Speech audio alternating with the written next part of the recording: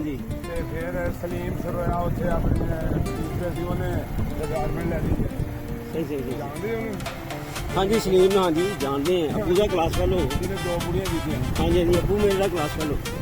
ਮੇਰੇ ਅੱਬੂ ਦਾ ਕਲਾਸ ਦਾ ਹਾਂਜੀ ਮੇਰੇ ਅੱਬੂ ਦਾ ਨਾਂ ਜੀ ਮੌਲਵੀ ਮਕਸੂਦ। ਉਹ ਤਾਂ ਸਾਨੂੰ ਵੀ ਨਿੱਕੀ ਉਮਰ ਦਾ ਵਾ। ਤੇ ਕੱਲ ਪਰਸੋਂ ਫੌਤ ਕੌਣ ਹੋਇਆ ਉੱਥੇ ਮੈਰਿਜ ਉੱਥੇ ਹੋਇਆ ਜੀ ਆਪਣਾ ਬਾਬਾ ਚੇਅਰਮੈਨ। ਬਾਬਾ ਜੀ ਆ ਫੇਸਬੁੱਕ ਤੇ ਜਿਹੜਿਆ ਹਾਂਜੀ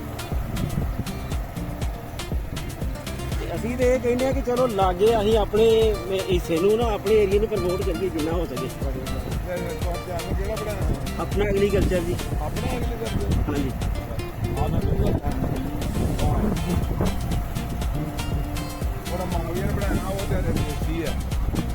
ਹਾਂਜੀ ਉਹ ਦੇਸੀ ਇਹ ਹੁਣ ਆਪਣਾ ਐਗਰੀਕਲਚਰ ਨਾ ਤੇਰੇ ਫੋਨ ਆਇਆ ਸੀਗਾ।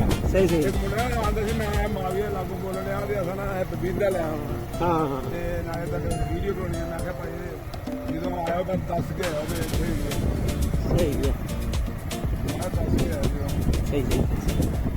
ਮੇਰੇ ਨਾਂ ਕੀ ਹੈ ਨਾ ਨੰਬਰ ਹੋਇਆ ਨਾ ਨਹੀਂ ਹੈ ਮੈਂ ਦੋੜਾ ਹਾਂਜੀ ਹਾਂਜੀ ਹਾਂਜੀ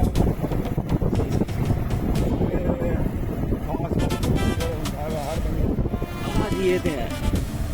ਦੁਨੀਆ ਪਾਕਿਸਤਾਨ ਫੇਰ ਬਾਹਰ ਆ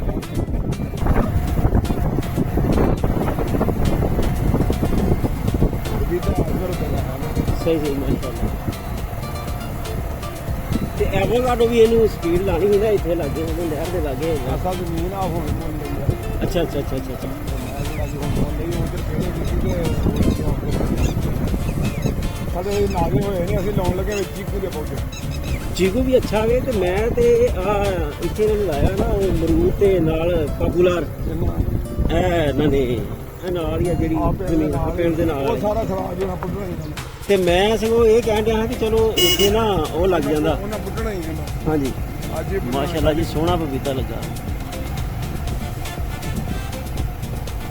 ਅੱਜ ਹੀ ਉਹਨਾਂ ਪੁੱਟਣਾ। ਨਾ ਸਰ ਡਰਿਪ ਨਹੀਂ ਚਲਾਉਣੀ। ਡਰਿਪ ਨਹੀਂ ਚਲਾਉਣੀ ਟਿੰਡਿਆਂ ਨੂੰ।